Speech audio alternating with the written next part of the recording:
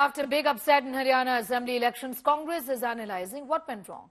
Congress High Command has been holding meetings in Haryana to introspect the party's performance in the Assembly polls. Blame game has erupted within the Haryana Congress, with veteran party leaders pointing to polarization and a growing rift really among its leadership. They're also demanding a reshuffle to ensure such a debacle doesn't happen again. Meanwhile, Congress has formed a fact-finding committee for the post-mortem of Haryana poll performance. Sources have told us that Rahul Gandhi was critical of the Haryana Congress, reprimanding the Congress and spoke about the infighting. He's blamed mindset of the leaders and said that Congress's netas' personal interest took over the Haryana polls, leading to the defeat.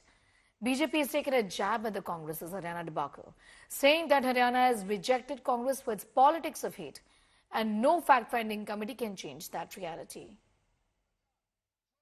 क्यों हारे आप, क्या वजह रही? मैंने बताया दो कारण हैं। एक पार्टी की अंदरूनी कलह और दूसरा पोलराइजेशन। पोलराइजेशन कब हुआ?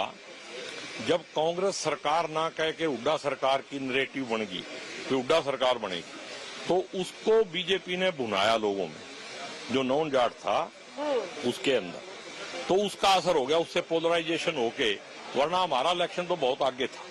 तो आप कह रहे हैं हुड्डा सरकार का जो चल गया की बात चल गई, उससे दलित और बाकी समुदाय नाराज हो गए। हाँ, अगर ये कहा जाता भी कांग्रेस की सरकार आ रही है, हालांकि ये बात नीचे वाले वर्कर ही ज्यादा फैलाते हैं, लेकिन वो नैरेटिव बन गया, हुड्डा सरकार आ रही, चर्चा का विषय बन गया, बीजेपी ने उसको कैच कर लिया। मेरे पास प्रफुल्ल पटेल जी आए, कहने लगे कि साहब आपका जो है यहाँ पर राहुल गांधी जी का रोड शो होगा और 49 किलोमीटर के करीब होगा, आप तैयारी कीजिए। हमने जो है प्रेस कॉन्फ्रेंस करके बोल दिया कि आ रहे हैं। उसके बाद हमने बात विनू गोपाल जी से करी, कहने लगी अभी तो कोई विचार ही नहीं हुआ। मैंने कहा फिर आपके प्रभारी जी ने आके क्यों कर दिया?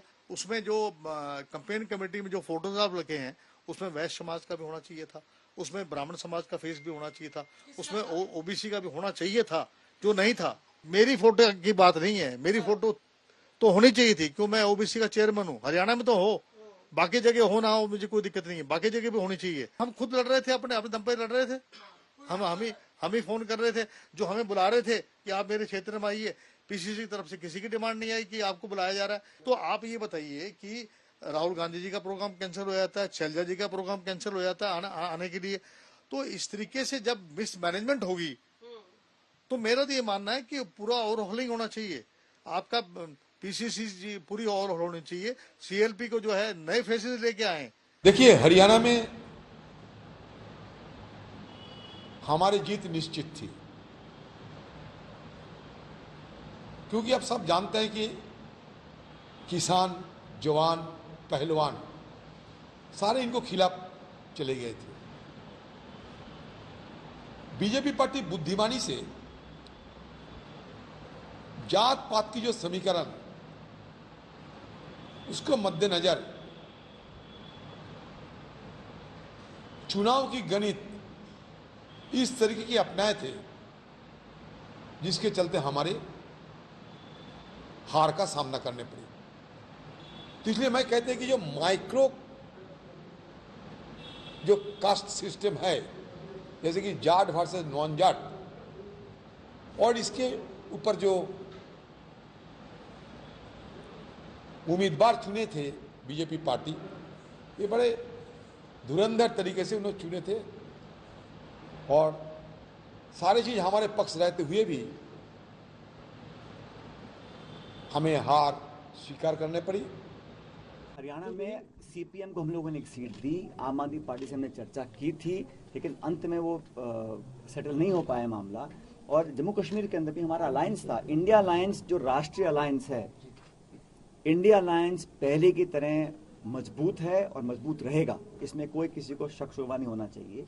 विपक्ष की एकता को देखकर भाजपा में कहीं ना कहीं घबराहट महसूस होती है, क्योंकि जो लोग 300-400 पार की बात करते थे, वो आज बैसाखियों पे केंद्र सरकार बनाने में उनको मजबूर होना पड़ा। खड़गे साहब ने, राहुल जी ने बहुत सीरियस लिया है, और ये बातें जो आपके लोग गुटबाजी की है, जातिगत समीकरण की है और कॉन्फ्रेंस की है, ये आप हम सब करते हैं, मैं भी करता हूँ, वो अपनी जगह है। ईवीएम की बात आई है, शिकायत वहाँ से आ रही है, कैंडिडेट्स की आ रही है, लिखित में आ रही है, कल इलेक्शन कमीशन में थी, आज शाम तक और देंगे वहाँ शिकायत। तो तय में जाना जरूरी है। किसी को भी उम्मीद नहीं थी कि ये नतीजे आएंगे और एग्जिट पोल के बाद भी जिस तरीके से जो एग्जिट पोल्स भी बता रहे थे, जो नतीजे आए उसमें जमीन और आसमान का फर्क है।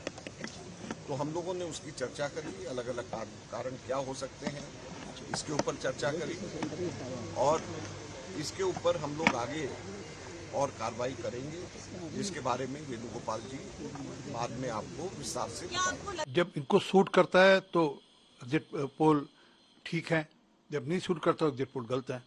पार्लियामेंट्री इलेक्शन में एग्जिट पोल गलत साबित हुए, छत्तीसगढ़, राजस्थान, मध्य प्रदेश के इलेक्शन में एग्जिट पोल गलत साबित हुए, तब तो इन्होंने हल्ला नहीं किया। असल में क्या है कि इनको महाराष्ट्र और झारखंड के चुनाव में जाना है।